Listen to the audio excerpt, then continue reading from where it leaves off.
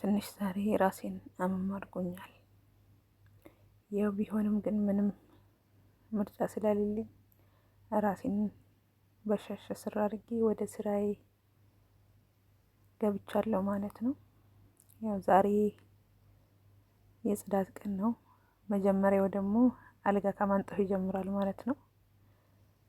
ሰላም ሰላም፣ ውድ የኢቲቪ ተከታታዮች እንዴት ናችሁ? ሰላም ናችሁ ወይ? ደህና ናችሁ? እኔም አለሁ እግዚአብሔር ይመስገን ደህና ነኝ።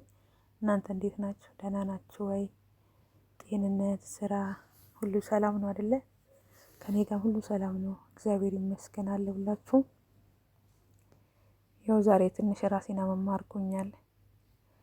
ግን ቢሆንም ይሁን ቢያመኝም ምንም ምርጫ ስለሌለኝ ራሴን በሻሽ አስሬ ወደ ስራ ገብቻለሁ ማለት ነው። እንግዲህ መጀመሪያ አልጋ ከማንጠፍ ነው የሚጀምረው ማለት ነው ጽዳት እና እስቲ እየሰራሁኝ እንዲሁም ደግሞ ስራዬንም እያያችሁ ትንሽ ላውራችሁ ብዬ ስላሰብኩኝ ነው በአዲስ ቪዲዮ የመጣሁትኝ ማለት ነው። ያው በነገራችሁ ላይ አልጋ ማንጠፍ በጣም ነው የምወደው። ሳነጥፍም ደግሞ ውጥር አድርጌ ነው ማነጥፈው ማለት ነው። ትንሽ ሲጨማደድ ራሱ እንኳን አልወድም እውነቱን ለመናገር ዱሮም ከልጅነት የሚጀምረው ማለት ነው። አልጋ እንዲህ ፍራሽ ሲጨማደድ አልወድም።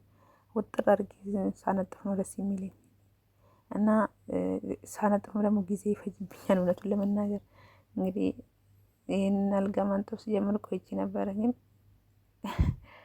ስንት ደቂቃ እንደፈጀብኝ እና አልወድም ቶሎ ቶሎ አድርጌ አልብሾ መሄድ አልወድም እና በደንብ ውጥር አድርጌ ነው መስራት የምወደው እና አላችሁ። እስቲ ትንሽ እናውራ እና ዛሬ እንግዲህ አልጋ ከማንጠፍ ነው የሚጀምረው ብያቸዋለሁ። ያው ስራዬ ይሄን ይመስላል። በነገራችሁ ላይ ልጆች አይደለም የሚይዘው ጽዳት ማጸዳለሁ፣ በቃ ስራ የሆነው ነገር ሁሉ እሰራለሁ። ብቻ ስራ ይሁን እና ሁላችንም ደግሞ የመዳም ቅመሞች ይሁን ነው፣ ሁላችንም ስራ አንመርጥም። የትኛውም ስራ ይሁን እንሰራለን፣ አንችልም የሚለው ነገር የለም ታውቃላችሁ። እና ህጻናቶች ይዛለሁ፣ ጽዳት አጸዳለሁ እና በቃ ማልሰራው ነገር የለም። ብቻ ያው ታመንም ራሱ እንኳን እረፍት የለንም። ያው ወድሽ ከተደፋሽ ቢረግጡሽ አይክፋሽ ይላል የሀገሬ ሰው ሲተርትና፣ ያው ብትታመሙ ምንም ምርጫ የላችሁም። የራስ ነገር ሲሆን ነው ያው እስቲ እረፍት ልውሰድ፣ እስቲ ለራሴ እረፍት ልስጥ፣ እስቲ ዛሬ ወይም ደግሞ ግማሽ ቀንም ቢሆን እስቲ ለአእምሮዬ ሰላም ልስጥ ብላችሁ የምትሉት አይደለ? እና እንደ ራስ ያለ ነገር ምንም የለም። የራስ ነገር ቢሆን ትንሽም ቢሆን የራስ ነገር ስትሆን ሰላም አለውና የሰው ነገር ደግሞ ተቀጣሪ ሆናችሁ ስትሰሩ ሰው ቤት በጣም ከባድ ነው። አሟችሁ ራሱ እንኳን አሞኛል ልረፍ ብላችሁ መጠየቅ ራሱ እንኳን ትፈራላችሁ፣ ታፍራላችሁ። ምክንያቱም ከዛ የሚመለስላችሁ መልስ ነው የሚያስፈራችሁ ከጥያቄዎቹ ይልቅ እና እኔ ከጥያቄ ይልቅ የሚመለስልኝ መልስ ነው የሚያስፈራኝ። ያ የሚመለስልኝ መልስ እኮ ኦኬ ችግር የለውም እረፊ፣ እንደዚህ ሁኔ፣ እንደዚህ አድርጊ እኮ ልባል እችላለሁ በመልካምነት። ግን ገና ለገና እኔ እሳቀቃለሁ። በቃ ስራሽ ነው የሆነ በቃ የሆነ ነገር ምባል ስለሚመስለኝ ዝም እላለሁ። እና እኔ ደግሞ እኔ ሲያመኝ በነገራችሁ ላይ ልፍስፍስ ነው የምለው። ለምን እንደሆነ አላውቅም፣ አቅም አይኖረኝም እና ቶሎ ነው ውድቅ የምለው እና ሳልናገር ራሱ እንኳን ቀድሜ እንትን ምንድነው እሱ ፊቴ ይናገራል ማለት ነው። ሲደካክመኝ ሲያመኝ ምናምን እና በጣም ሲብስብኝ ነው በቃ አፍ አውጥቼ ያሞኛል ብዬ የምናገረው እንጂ አልናገርም ብዙ። እና ያው ቢደላችሁም ባይደላችሁም ግድ ነው ደግሞ ከሀገራችን ስንወጣ ያው ለአንድ አላማ ነው። እሱም ሰርተን ይዘን ወደ ሀገራችን ወደ ቤተሰቦቻችን ተመልሰን የተሻለ ህይወት ለመኖር ነው አይደለ? ስለዚህ ምንም በቃ ጨከን ወገባችን ጠበቅ አድርገን አስረን ወደ ሁሉ ነገር በውስጣችን በሆዳችን ይዘን እንኖራለን ህይወት ስለሚቀጥል እና ያው እረፍት የሚኖረው ወደ ሀገራችሁ ስትገቡ የራሳችሁ የሆነ ነገር ሲኖራችሁ እዚህ የለፋችሁበት እዚህ የደከማችሁበት ነገር ይዛችሁ ገብታችሁ ደግሞ ጥሩ ነገር ስታደርጉበት ፍሬ ስታፈሩ ስታዩ እዚህ የደከማችሁትን ድካም ከነት ረሱታላችሁ። በቃ ያ ድካም ሁሉ ይረሳል።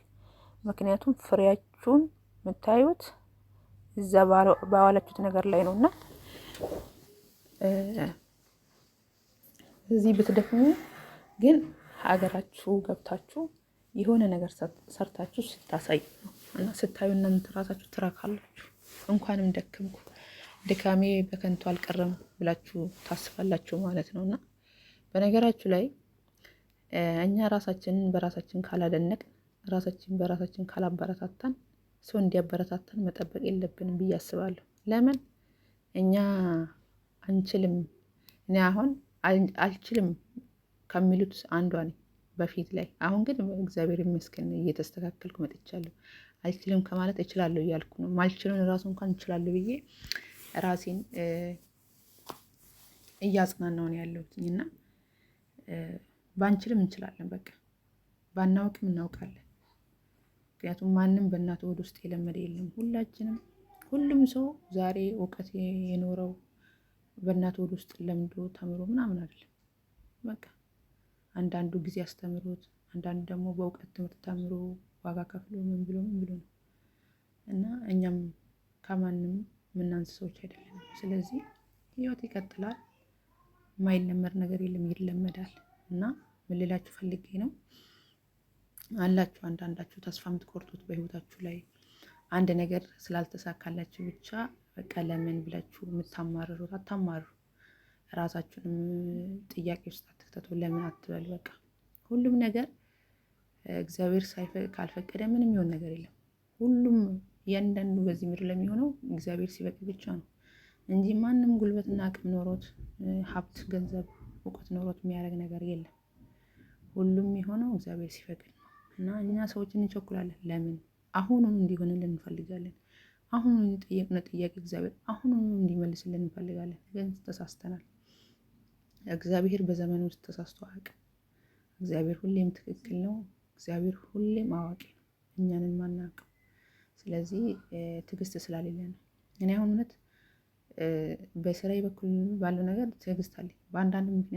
በአንዳንድ ነገሮች ግን ትዕግስት የለኝም። በቃ ቶሎ አሁኑ የሆነ ነገር እንዲመለስልኝ እፈልጋለሁ። ግን ያ በጣም ትልቅ ስህተት ነው እና የሆነ ነገር እንዲሳካላችሁ አትቸኩሉ። እውነቴን ነው የምላችሁ። እኔ በጣም እቸኩላለሁ። በቃ ኢቨን ስራ ራሱን ከስራ በቃ አሁን ቶሎ እየሰራችና ጨራርሼ መቀመጥ ነው የምፈልገው። አሁንም እንዲሆንልኝ አሁንም እንዲሳካልኝ ነው የምፈልገው እንጂ ይሄ በቃ አልፈጠረብኝም። ለምን እንደሆነ አላውቅም፣ አልፈጠረብኝም። ስለዚህ ምን ልላችሁ ፈልጌ ነው፣ ተስፋ አትቁረጡ። ዛሬ ባይሆን ነገ ይሆናል። ነገ ባይሆን የሆነ ጊዜ ይሆናል። በቃ ይሆናል በሉ እንጂ አይሆንም የሚል ነገር በፍጹም እንዳታስቡ እና እግዚአብሔር አምላክ ደግሞ በሰላም በጤና ከሀገራችን እንደወጣን በሰላም ወደ ሀገራችን እግዚአብሔር አምላክ ይመልሰን። ሁላችንም በተለይ ደግሞ ስደት ላይ ያለነው ሁላችንም የሴት እህቶች፣ የወንድ ወንድሞች ሁላችንም እግዚአብሔር አምላክ በሰላም ወደ ሀገራችን ይመልሰን። ይሄ ነው ያው ቅድም ብየዋለሁ። ሁላችንም ከሀገራችን የወጣ ነው የሆነ ነገር ሰርተን ባለ ነገር ላይ ለመጨመር ነው፣ የተሻለ ነገር ለማግኘት ለመያዝ ነው የምንለፋው አይደለም እንጂ ሁሉም ሰው እንደየራሱ ህይወት መኖር ይችላል፣ መኖር ይችላል እና እግዚአብሔር ይርዳን በሁሉም ነገር ላይ፣ በየትኛውም ጉዳይ ላይ እግዚአብሔር አምላክ ከኛ ጋር ይሁን እና ውድ የሀገሬ ልጆች፣ ውድ የመዳም ቅመሞች ተስፋ አትቁረጡ። በህይወታችሁ ላይም ከባድ የሆነ ውሳኔ አትወስኑ። ዛሬ ባይሳካ ነገ ይሳካል፣ ዛሬ ባይሆን ነገ ይሆናል እያላችሁ በቃ ከምንም በላይ ደግሞ ከአምላካችሁ ጋር በደንብ ተጣበቁ። አምላካችሁን በደንብ አርግታችሁ ያዙ። ከእሱ ጋር ይሁን ንግግራችሁ፣ ከሰው ጋር አይደለም፣ ከማንም ጋር አይደለም። አዎ እኛ ደግሞ ውድድራችን ከሰው ጋር አይደለም ከራሳችን ጋር ነው መሆን ያለበት። ስለዚህ ራሳችንን ማወዳደር ያለብን እንጂ ከሰው ጋር አይደለም። እና ራሳችን ሆነን ነው መኖር ያለብን ብዬ አምናለሁ። እና ያው በየቀኑ በየዕለቱ አዲስ ዛሬ ያሳለፍነው ወይም ደግሞ ዛሬ የዋልንበት ነገ እንውላለን ብለን አንልም። ያው ማታ ለምሳሌ መተኛታችን ነው እንጂ የምናውቀው ነገ ምን እንደሚፈጠር አናውቅም አይደለ? ዛሬ በሰላም ዋልን፣ ነገ ደግሞ ምን እንደሚፈጠር አናውቅም። ወይም መልካም ነገር ሊፈጠር ይችላል፣ ወይም ደግሞ በዛው ተቃራኒ ሌላ ነገር ሊሆን ይችላል። ስለዚህ በቃ ተስፋችን እግዚአብሔር ላይ መሆን አለበት። ተስፋችን